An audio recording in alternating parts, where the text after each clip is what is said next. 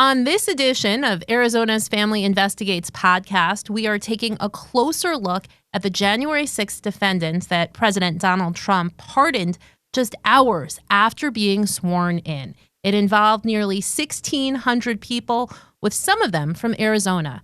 Joining me to discuss all of this, fellow investigative reporter turned managing editor Morgan Lowe and our senior investigative producer, Cody Lelk. Yeah, and so we started covering this story right after the insurrection in 2021 when the FBI launched this incredibly wide-ranging investigation. And I don't know that there has been a bigger investigation in the United States because so many people ended up being arrested and going to trial. And so this was a big deal. And we found that there were a lot of people with ties to Arizona. And the first one we want to talk about is somebody named Edward Vallejo. And so this guy was somebody who was described as being associated with the group, the Oath Keepers. And he was living up in Ash Fork, Arizona, which is a rural part of this state on kind of a compound up there. He was somebody who oversaw what was referred to in court documents as a quick reaction force at a Virginia hotel. So he wasn't at the Capitol, but he was at this hotel. And according to prosecutors, he was prepared to deploy to the insurrection with an arsenal of weapons if needed.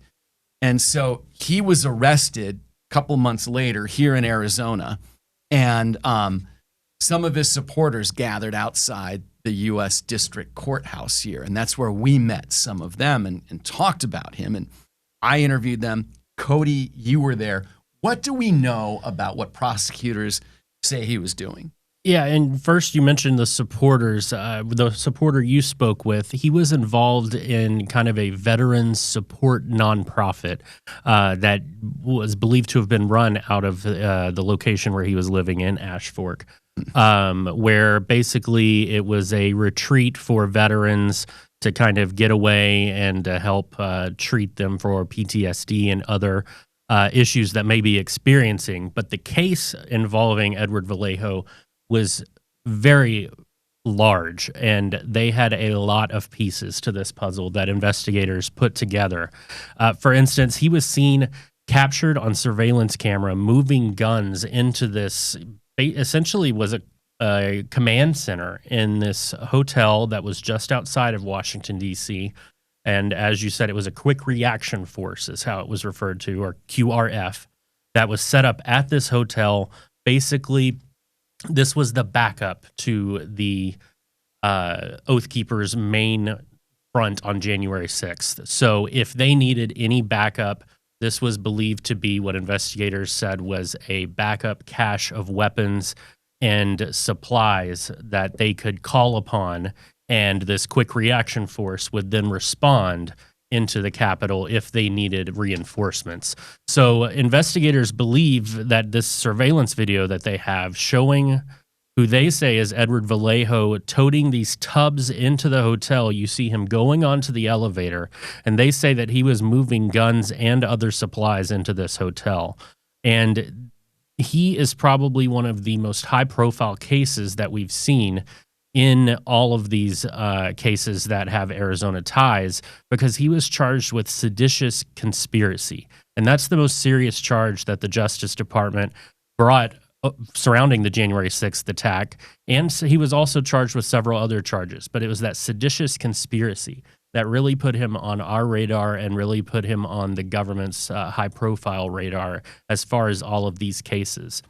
And just to kind of peel back what investigators were looking at, they pieced together a lot of information from his cell phone, piecing together his movements from here in Arizona all the way to Washington, D.C. before January 6th, and then his movements afterwards, going back to Arizona, and also who he communicated with. They also had recordings when he was on podcasts the day before January 6th, of course, January 5th, saying if the American people are told F you, then it would be a declaration of guerrilla war. So essentially, he's saying if they don't get their way, if the election results were not into the favor that they would see, then it would be, quote, a declaration of guerrilla war. So that was also evidence that the federal government had and investigators had. But what was interesting, when he was convicted in January 2023, his tune changed. Vallejo told the judge, and this was in our reporting, his life has been destroyed by what happened on January 6th, and he regrets ever associating himself with the founder of the Oath Keepers, Stewart Rhodes, who was also a defendant in a they separated his case off, but it was in the same group of cases. He told the court, "I assure you that I am not a traitor or a terrorist." And he was reportedly fighting back tears. We don't have any cameras in federal court, but he fought back tears and told the judge, "I've learned my lesson and keeping my big mouth shut." And it's been interesting to see what the reaction has been for the commutation that he received. But since he was in this main group of Oath Keepers defendants, and kind of got caught up in this highest profile case with Stewart Rhodes, he's already had some challenges. And Morgan, you can speak to this, but he's when he was released, he was in a residential reentry facility or a halfway house here in the Phoenix area. But already he's seen some challenges to his freedom and outright release. Yeah, and it's important to note that Vallejo and 7 other of these people who were charged with the most serious crimes, they were not pardoned. Their sentences were commuted. So they were in this small group out of the 15 or 1,600, vast majority being pardoned. Their sentences were commuted. So what does that mean? Generally, it means that there's still the legal consequences of what you did are intact, but your sentence is done. And that was still apparently up for interpretation because the federal judge overseeing that case, Judge Amit Mehta, put some restrictions on Vallejo, Stewart Rhodes, the head of the Oath Keepers, and some of these other ones, saying that their locations were restricted. Here's an order that was issued by that judge on the 24th of January. You must not knowingly enter the District of Columbia without first obtaining permission from the court, and you must not knowingly enter the United States Capitol building or onto the grounds known as Capitol Square without prior permission from the court. So their sentences were commuted, but the judge said that doesn't mean that there are no legal consequences. And that started this sort of legal back and forth. What appears to have begun this was that Stewart Rhodes was at the Capitol meeting with lawmakers like 2 days after he was released from prison. And he was serving, I believe, a 22-year prison sentence, an over 20-year prison sentence. Was released, immediately goes back to the Capitol. The judge releases this order. And then what is strange about this is that the acting U.S. attorney for D.C., the new acting U.S. attorney, who is the prosecutor in charge of the District of Columbia, issued a statement and an argument to the court that, no, Your Honor, you got it wrong, and basically advocated on behalf of these defendants, saying that the commutation order applies to the entire sentence and not just there are no conditions of release, the sentence is gone. The judge ended up agreeing. We've got some of the order here. And this just happened today. Yeah, this just came in, so that's why we're looking at this. Cody looked through the wording, but it basically ends up saying because it would be improper for the court post-commutation to modify the circumstances or the conditions of release, that the judge was withdrawing that order. And so they now are free and clear to go wherever they want to go. They don't need to get the judge's permission. Now, what is odd about this is that this was a federal prosecutor making an argument on behalf of the defendants. And generally speaking, what normally happens is if something like this happens, the defendant's own defense attorneys would make that argument. No, Your Honor, this commutation applies to everything in our interpretation. They don't need your permission anymore. This was an improperly granted order or given order. But this was the prosecutor. And so there has already been some criticism that the prosecutors in D.C. are acting as the president's attorneys or acting as the attorneys on behalf of these defendants. And this argument really gives a little bit of weight to that criticism, because that is generally the responsibility of a defense attorney to represent the client, not the prosecutor. Doesn't mean that the prosecutor needs to fight what they believe is an improper order, but for the prosecutor to be the one who advocated for this order, that's odd. And that almost takes the judge out of things, right? I mean, yeah, I mean, in essence, this basically had the judge, he issued one thing on the 24th, and now he has come back and basically taken his order back almost completely. But this was essentially looking at this wasn't the actual prison sentence that the judge was modifying. This was what's called supervised release. So the judge putting those stipulations on there, he said that in essence changes their original sentence, and that wouldn't be proper. So that's why he made the ruling that he did today and basically said that those restrictions wouldn't be proper. So, I mean, we have seen, and going back to the Stewart Rhodes visit to the Capitol, which kind of launched this first order, he was in a House office building, not exactly the Capitol building. So that's why the vague language of this first order existed to the complex of the Capitol.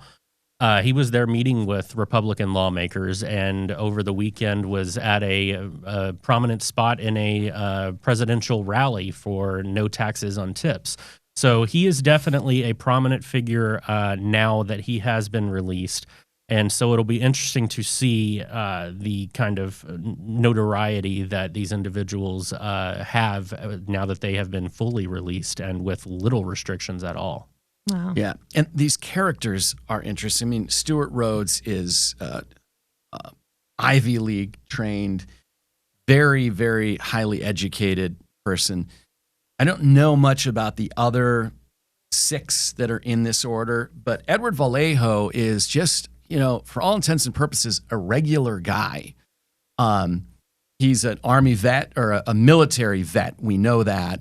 Older person, and not somebody who appears to have been very involved in politics in the past, that just one reason or another got swept up in this and really got into it. But he sort of stands out as not the mastermind behind what was going on, but probably somebody who did some of the grunt work.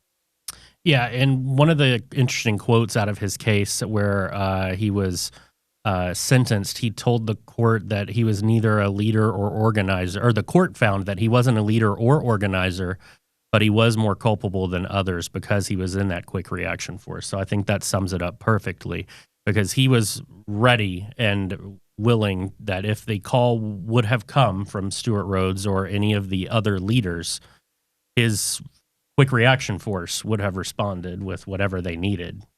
He had those resources on hand to act if called on. Yeah, and it really, they got his text messages and phone calls and that kind of thing, so they knew what he was doing. But he really reminded me of these sort of border vigilantes who come down, who've been to Arizona from across the country. And I spent a lot of time with them undercover on an assignment 20 years ago. And these people who were just caught up in this movement and were willing to do anything. These people came all the way across the country, and they brought weapons here, and they wanted to do this and really believed that they were doing the right thing and that they were good people doing the right thing.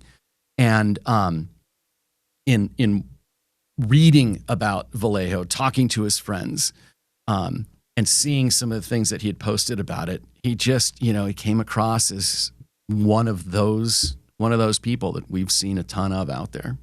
And we should mention we tried repeatedly to get in contact with Vallejo and his wife in the aftermath of of all of this, and we weren't able to get in touch with him to see if he still stands by what he said in court or if he stands by his actions that day.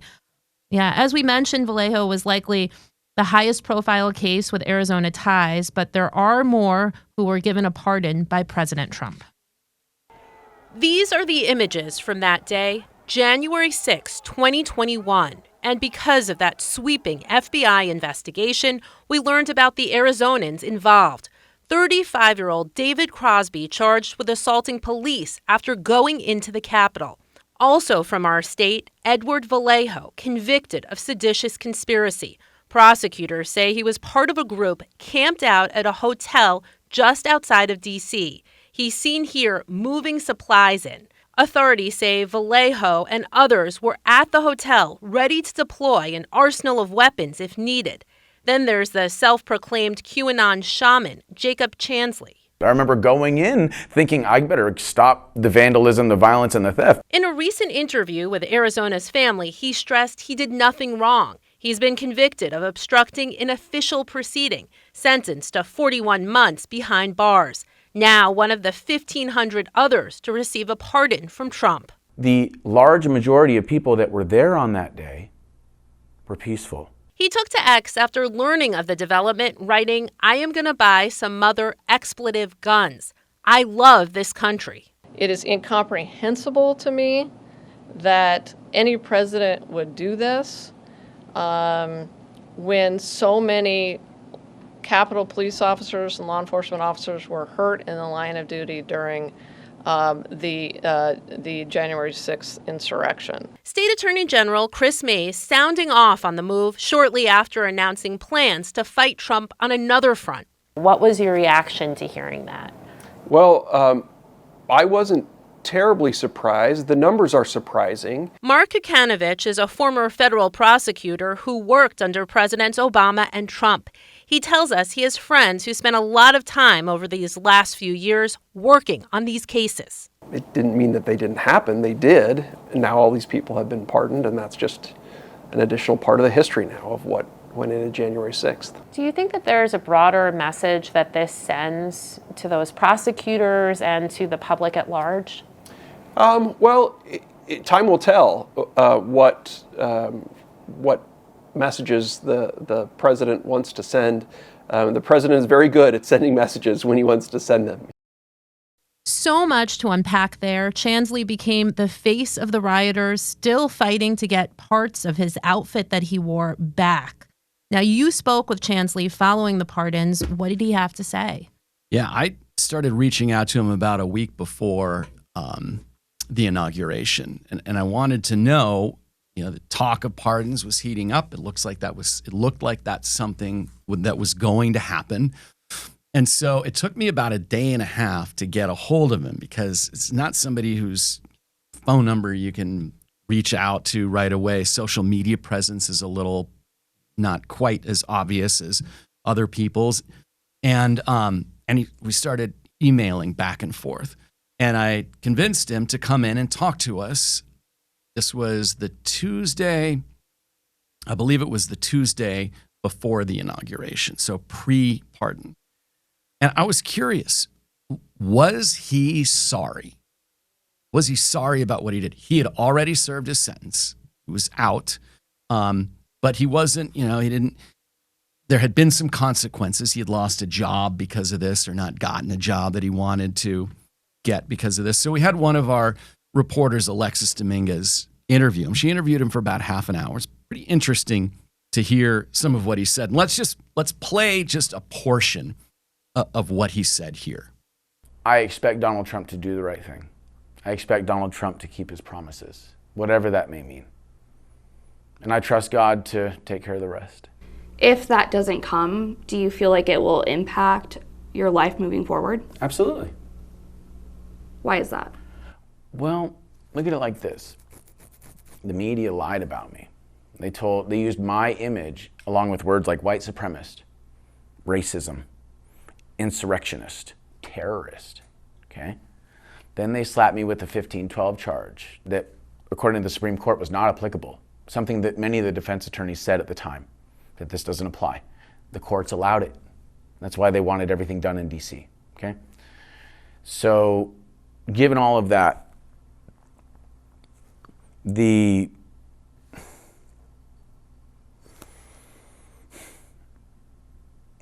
very real inflation of my being a villain, artificially by the media and the government, and then taking away my right to own firearms, hitting me with the charge I never should have been charged with in the first place. This is what the government can do to you. This is what the state can do to you. So then, less than a week later, he is pardoned. He's one of these 1,500 whose his actions have been pardoned. They no longer have legal consequences. As one of the judges in DC said, the legal consequences of what you've done are gone, but you can't erase what you actually did. But I reached out to Chansley again to say, hey, okay, you've been pardoned now. He believed that he had a right to be pardoned. He was expecting Donald Trump to pardon him. He said that he wanted Donald Trump to stick with his word and pardon him. So I said, emailed him back, you want to come back and talk about how you feel now? And we went back and forth, and he wanted to watch the story that we did. He didn't see it, so I sent him a clip. And then I got a long email from him, and I'll read you a couple of portions from it. He wrote, "What I am about to say to you is very important in capitals, for you in capitals to understand as a human being with the power to influence millions of minds. As an American, I believe in your right to believe and say whatever you would like. However, if you believe the talking points and the propaganda that you see on the screen, then you will not be able to see the truth. Giving you my time would be unproductive for both of us at this juncture. That may change later. I don't know." And then he wrote, "I was trying to help you, but you are drowning, and all I can do is throw you a life preserver and hope you stay afloat. I won't go down with you. I wish you all the best." So they called him the QAnon shaman. I think he's pretty safe to say, after reading this, he's still a firm believer in QAnon conspiracy theories. The interview that he did with Alexis was long, and she would ask him a question, and he would go off into how the media was, full of lies and spilling misinformation, and he would just circle around and then maybe get back to an answer. So, that what you get from walking away from somebody like this is that he believes that what he did was right. He did not admit, or he denied that he did anything wrong other than going on to the Capitol. He said he was there helping the police, according to him. But what he did right, as soon as the pardons came out, he went on Twitter, X, and said that he couldn't wait to buy a gun. That was the first thing that he wanted to do.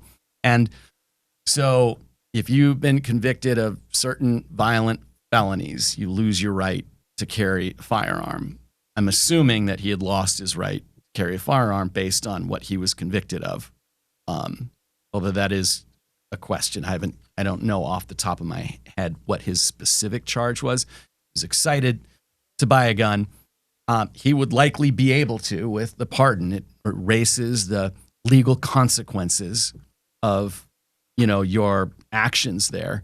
He might have to get an attorney to restore his civil rights, but that would just be sort of a formality. He is definitely the most colorful of these defendants that we've seen. And when you meet him, he showed up at the TV station wearing shorts and a T-shirt. He was friendly. He was nice. You would never recognize him without the hat and the horn and the face paint. But he's He just seemed like a nice, regular guy who showed up. I was joking around with him, trying to put him at ease because we had the interview coming up. And I would imagine that in his daily life in Phoenix, nobody knows who he is or, how he was connected to the insurrection. Yeah, because I heard that the interview was happening and saw him walking into the station, and you expect to. He fought so hard to get these objects from January 6th back. The garb that he was wearing, the hat, and the face paint. You think that he would show up in some kind of related garb, but he was just shorts and a t-shirt, I believe. Just a very normal-looking guy. If you were to see him on the street, you probably wouldn't even know. Yeah. But he's just one of more than 1,000 people that are affected by this. We followed up with federal prison officials and learned that most of these defendants that were under their custody have been released. When all of this happened, I reached out to a spokesperson for the Bureau of Prisons, and they told me that within hours of the announcement by President Trump, they released a total of 211 people. You may see that number and think, why is it so small compared to the large number of pardons? And that's because those are just the people that were under their custody. Some of these people, they had such low charges that they may have been released pending trial, or there may have been a number of circumstances regarding their case where they weren't in Bureau of Prisons custody. But our investigative team has been tracking the progress of these cases as they've been filed and going through the court process. There have been at least 20 people, as we've mentioned, with Arizona ties charged in relation to January 6th. These include people who were charged with entering a restricted building, that being the Capitol on that day, to some with much more severe charges, like a man referred to as Baked Alaska. His Arizona tie is that he was previously arrested here in Arizona before.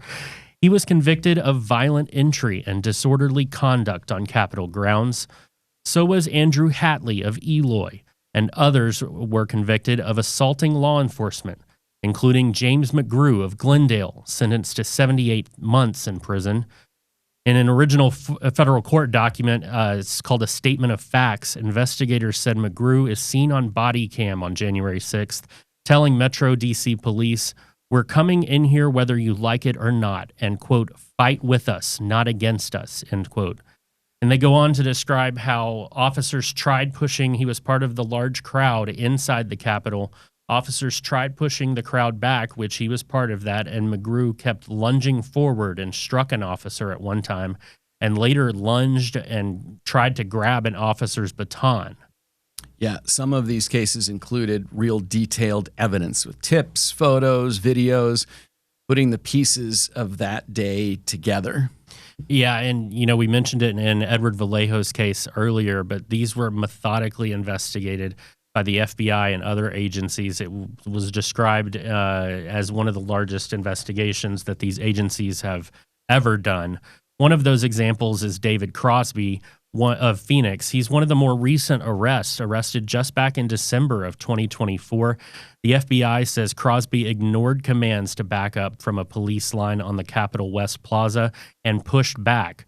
They have him in video, and Metro D.C. police actually said that they used a chemical irritant. They didn't say what they used, but it was they discharged it from this kind of like a gun, but it was for chemical irritants.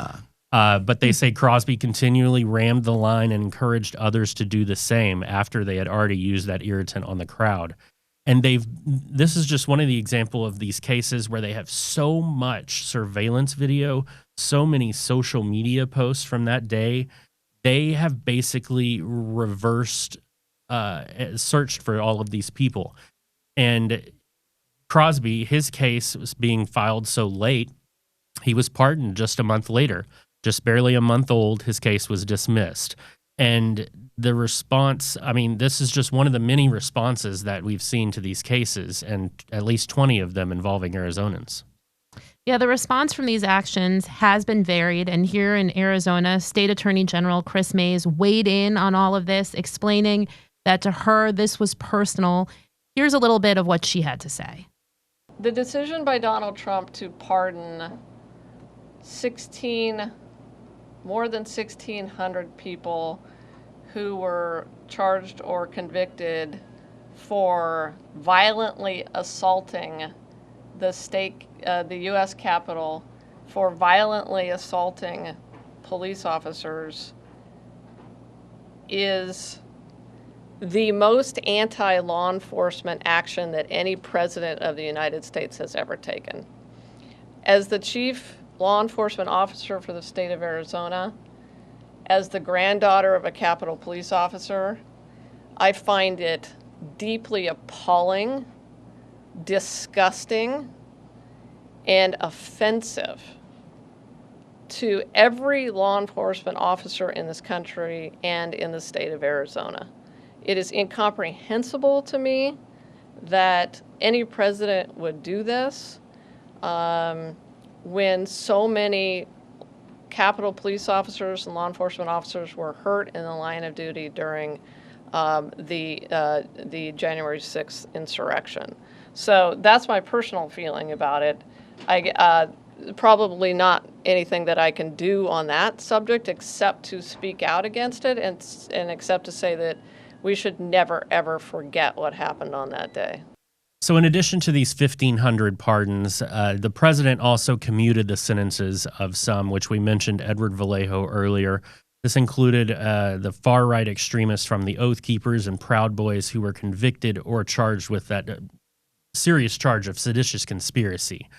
So, what's the difference between a commutation and a pardon? Maybe we discussed a little bit about it, but Morgan, I guess describe a little bit about how this may disappear from their criminal and judicial record, but what happened on that day, and as many are saying, you can't erase what happened. Right. And actually, legally, this does not expunge their records. Their record will always say they were convicted of these felonies.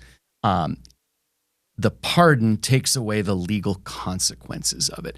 So let's say, for example, you're applying for a job and they have a rule or there's a law that says you can't get this job if you were a convicted felon. And it is very difficult for convicted felons to get decent jobs. The pardon takes away the legal consequences of that conviction. So technically, you would now be able to get that job. That doesn't mean that you are going to get that job because the people who do the background checks as you get, when you apply for a job, will see that on there.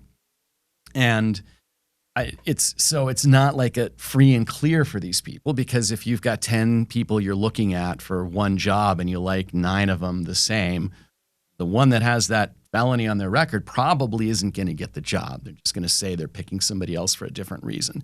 So it's not all green fields and blue skies for these people. And that's the pardon. So at least, they'll be able to vote again. They'll be able to carry a firearm unless they had a prior conviction before that. This only applies to what happened at the Capitol. The commutation does not clear what happened before. It means that you're done serving your time.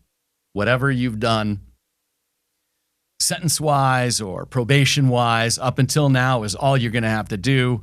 You are now free and clear. But that record is still intact. And with Stuart Rhodes, Edward Vallejo, and those people, they will not be able to even apply for these jobs that have, a felony as something that says you can't work here. So they still have many more legal consequences that are going to follow them for the rest of their lives. And in this day and age, you Google any of these people and the FBI investigation was such, and the images are such that, all of these people involved, there's pictures and video and all kinds of things that will come up just on a Google search. One thing I will mention is that, you mentioned all of these photos and videos. The FBI had previously had a webpage set up of all of these people that they couldn't identify, they couldn't bring cases of, and that they needed the public's help in identifying because of all of that open source video, that surveillance video that they had, this wealth of evidence, but they would post pictures of unidentified people that they needed help identifying. And now after the inauguration and the new administration is in, You go to that FBI page where it had all of the people that were still being sought. It is now just a generic FBI page. Wow, so that is gone. That is gone. Wow. Well, it'll be interesting because I'm sure that there are some employers out there who will hire these people just because of what they did. There are some people and some businesses that are just full supporting Donald Trump and believe that that election was stolen and believe that these are patriots. But business is business. And if you're a business person, you want to generally hire people who you know you can trust, who are not going to behave erratically or do things that might interfere with the business. And I think that's where the consequences of what happened are going to interfere with a lot of these people's future ability to make a decent living. These were cases that the FBI worked closely with the Department of Justice on. Some of them took years. We spoke to a former federal prosecutor, Mark Kokanovich, who had several friends who worked on these cases. Here's what he had to say about them and their reaction to this. I do still have friends at the DOJ, some of them whom were involved, because they involved people from all across the country, right? Because when you're prosecuting 1,500 people, it takes a lot more people than just the federal prosecutors in the District of Columbia to do those prosecutions. So they had people coming in from the District of Arizona or from the Southern District of California or Central District of California, all over the country. People were participating in these prosecutions, and people that I know personally were involved and spent a lot of time. There was a lot of effort put into these prosecutions, and it didn't mean that they didn't happen. They did, and now all these people have been pardoned, and that's just an additional part of the history now of what went into January 6th. This all will clearly have consequences. We've heard from the chief of Capitol Police saying it impacts morale, and some are saying this sends the wrong message.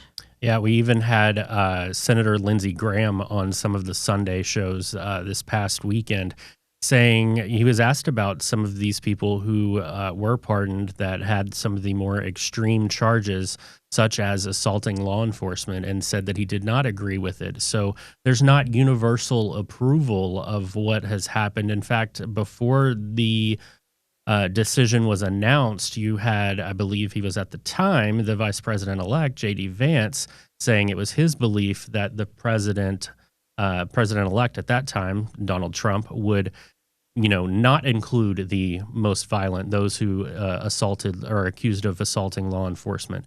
So, and what ended up coming out was just a blanket.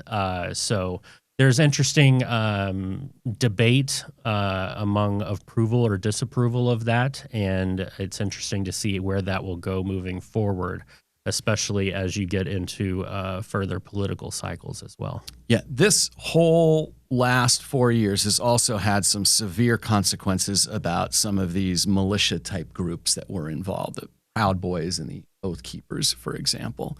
Proud Boys, the leader of the Proud Boys, a guy named Enrique Tarrio, he was not at the Capitol, but he was convicted, and he was subject of President Trump's legal action afterwards.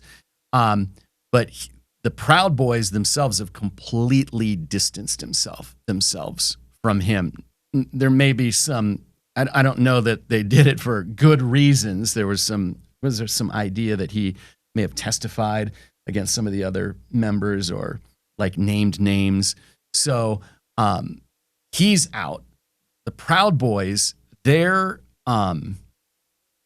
sort of visual footprint out there has almost disappeared since then. And the Oath Keepers also have kept a much, much lower profile since that incident happened, since the insurrection at the Capitol. But it'll be interesting to see now if that all changes, because you see, what message this might send. Yeah. Yeah. And I think, it's been a week and a half.